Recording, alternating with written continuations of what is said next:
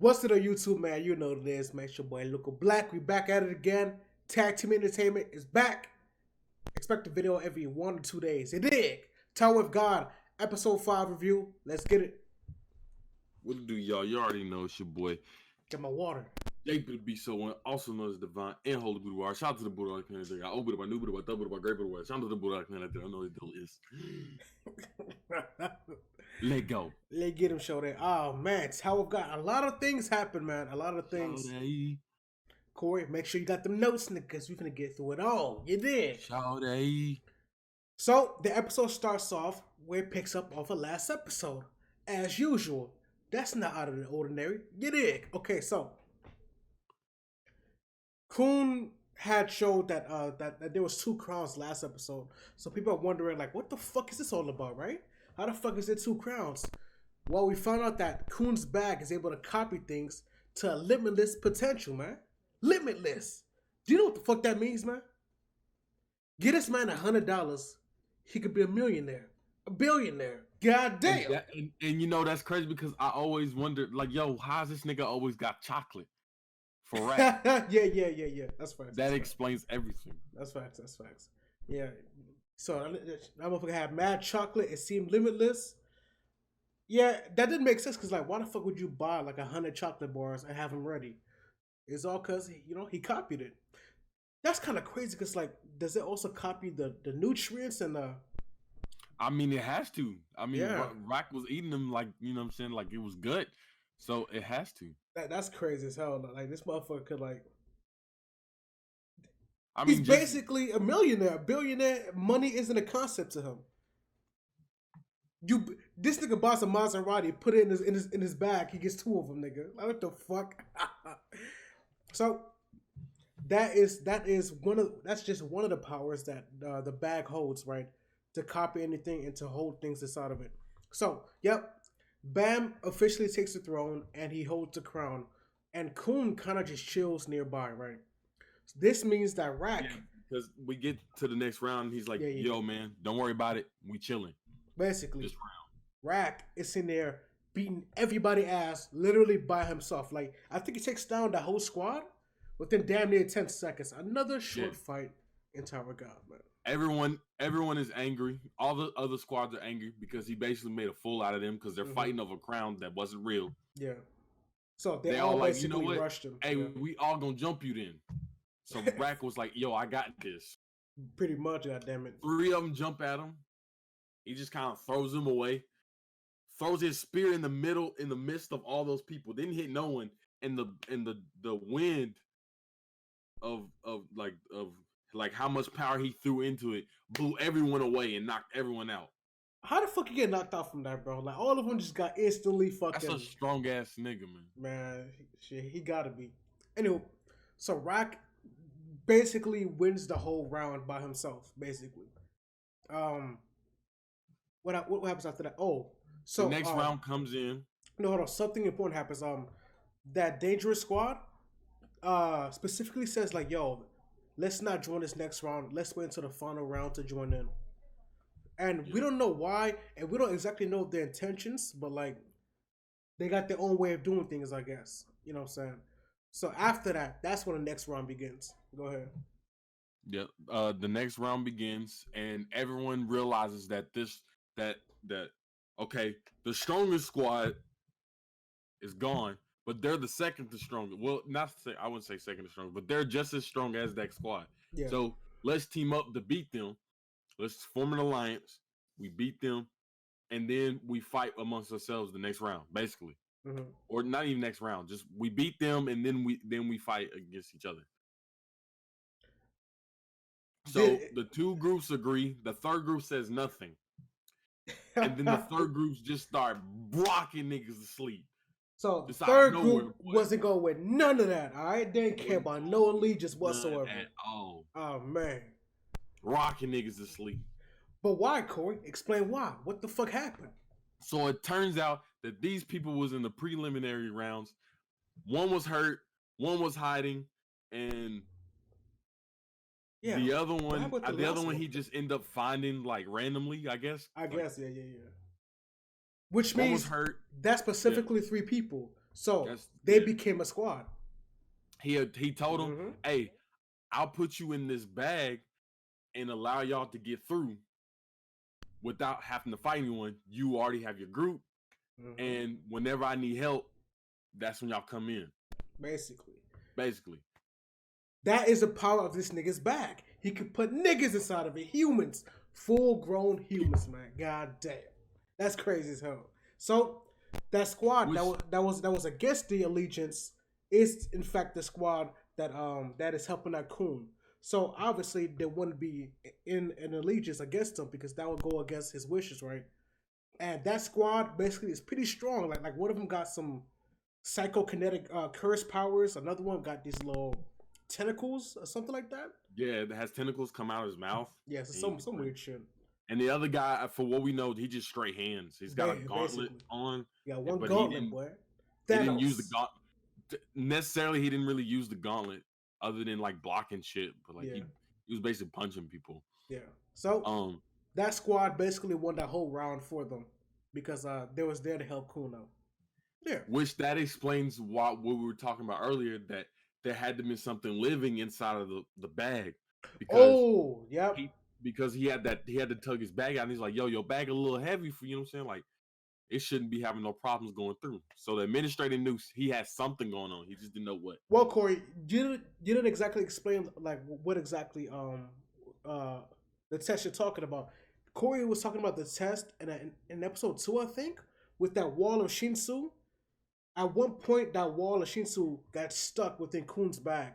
That's what Corey's talking about, and this must means that it was these 3 dudes. One of them maybe had trouble getting through, and then he pulled it in correctly, and then it got through. You know what I'm saying? That's what Corey is referring to. Yeah.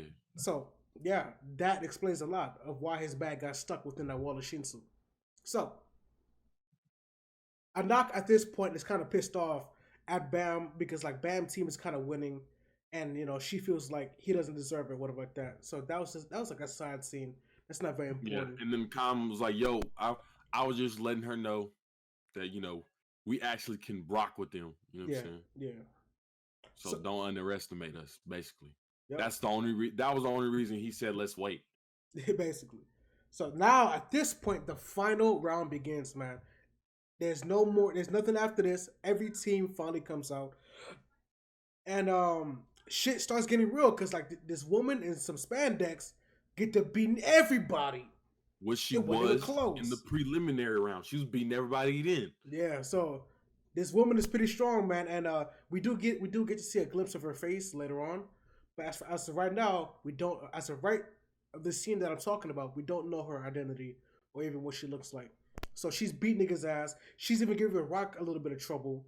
And she ends up going right after Bam on the throne. But one of the robe squadron, right? One of the people in the robe that was like the strongest group ends up defending Bam.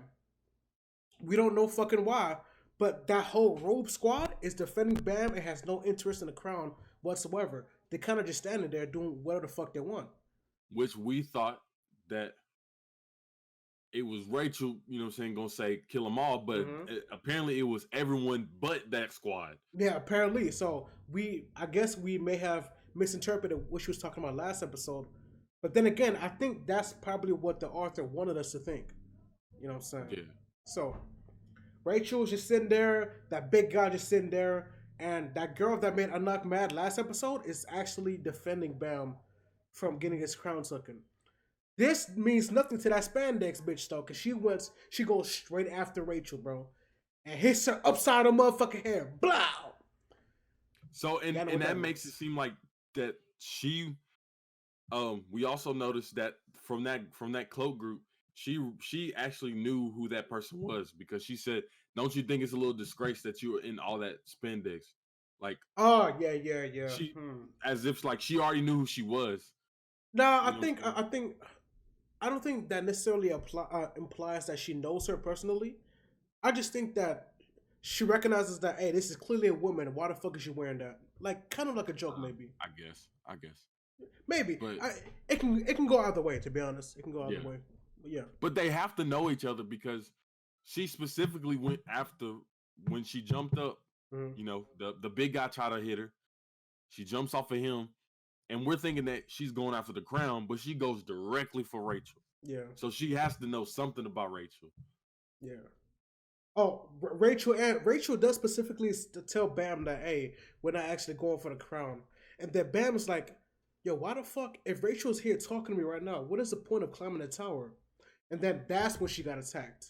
So while Bam is pondering, she gets attacked, and Bam instinctively, because Bam cares about Rachel, drops the crown and goes to protect her, man, and gets hit in the process, damn near death blow to the head. So yeah, because it was gonna go for Rachel's face again while she was falling. Yeah, Rachel almost got beat. She almost got beat, like for real. Like I don't think she has a weapon. Her off guard because I think she assumed that she was going after Bam and end up hitting her. She never even pulled out her weapon. Like, why would you stand right there in the middle with no weapon and to be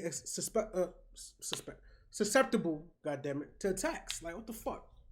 She just kind of stood there and was like, hey, you can hit me if you want, but I'm going to just dodge. I'm going to just dodge everything. Yeah, so Rachel gets beat. Bam instinctively tries to protect her and gets hit in the process. He's damn near going to die from the next hit. And right before he does, a swarm of golden Shinsu appears from his body, man, and attacks the spandex chick in the process.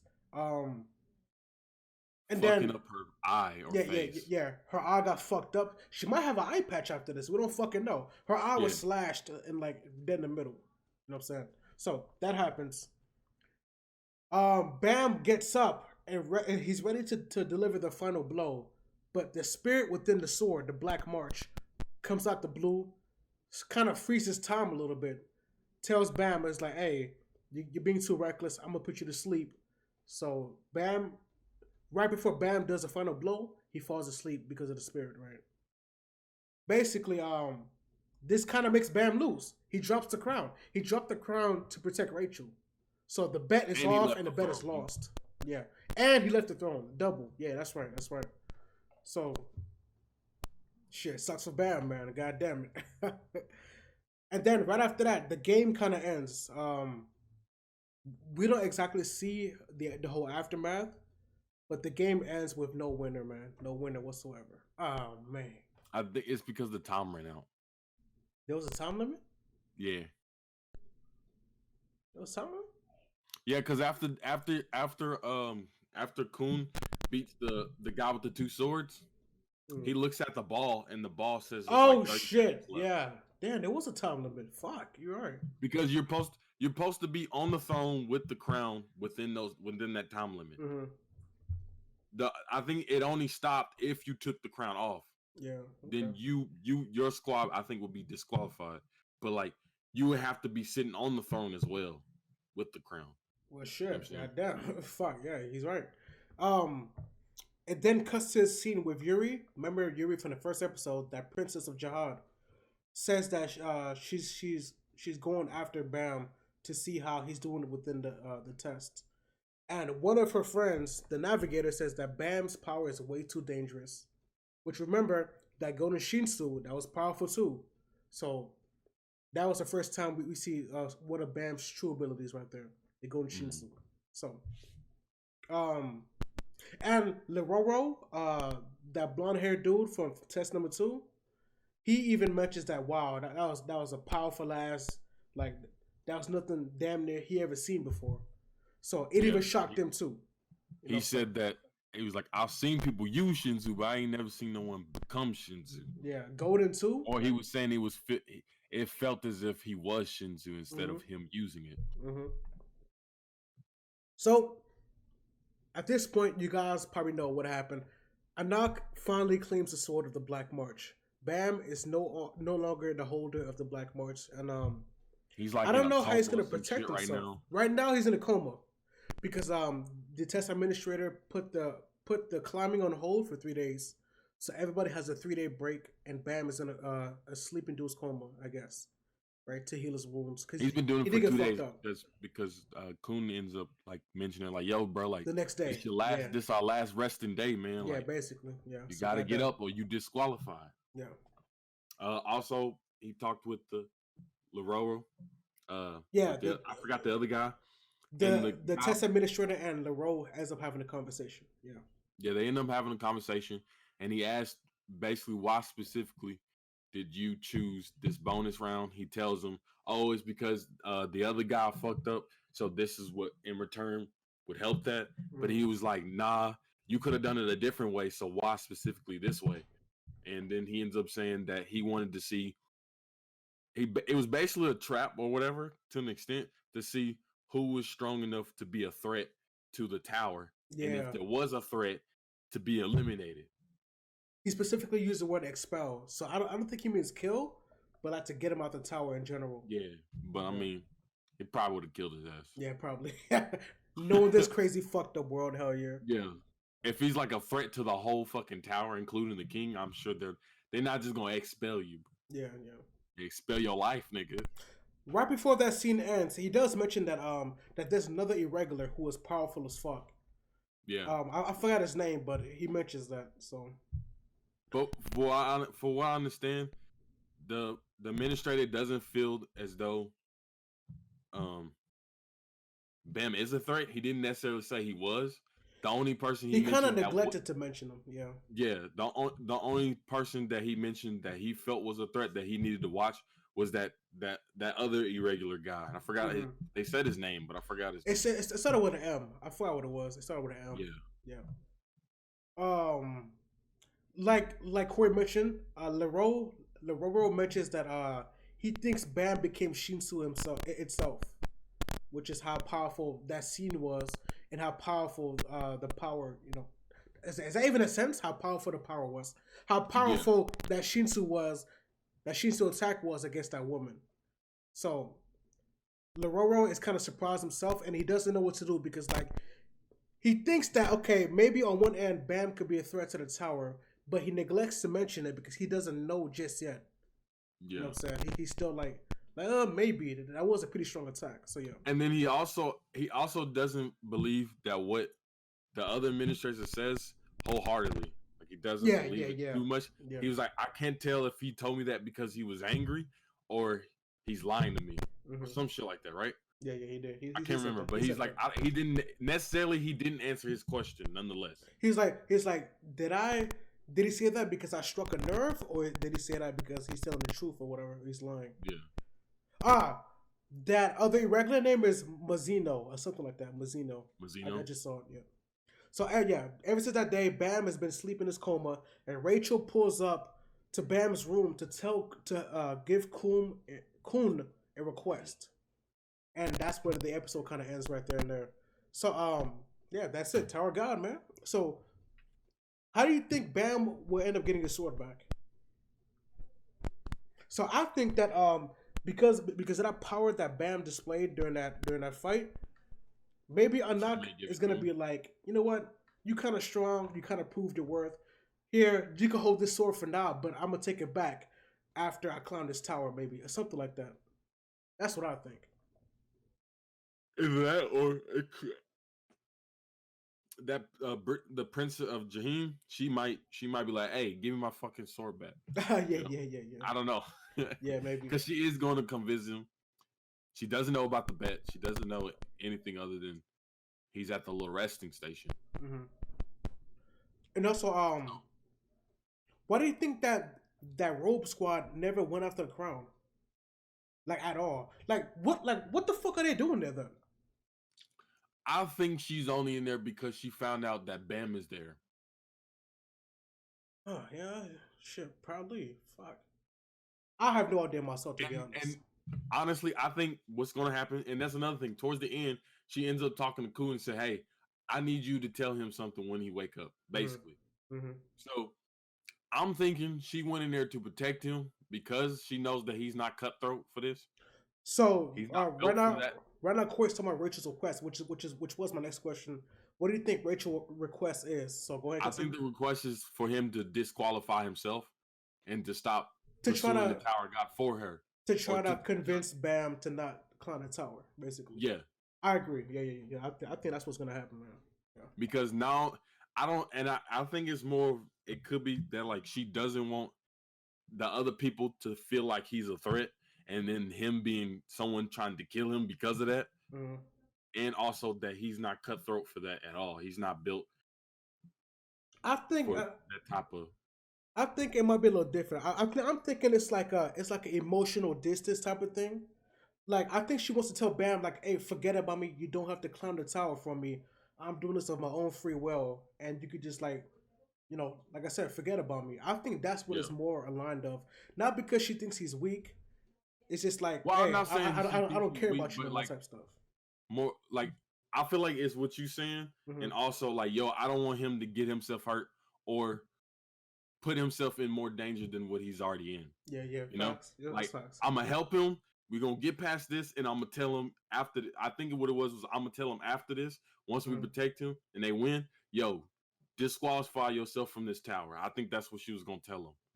One thing is, she was kind of surprised by the look in her face that Bam jumped out of his way to protect her.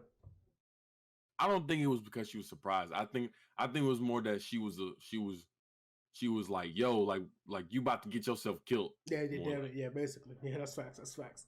There it is, y'all. Anything you want to add, Corey? No. Episode 6 next week. Get it. That week. It's your boy Local Black Man, Tag Team Entertainment, man. Links down below in the description. Twitter, my YouTube channel, all that good shit, man. It's your boy Local Black. Yeah. Corey, your outro. Anything you want to say? I never had an outro, boy. It's all Me intro. neither, man.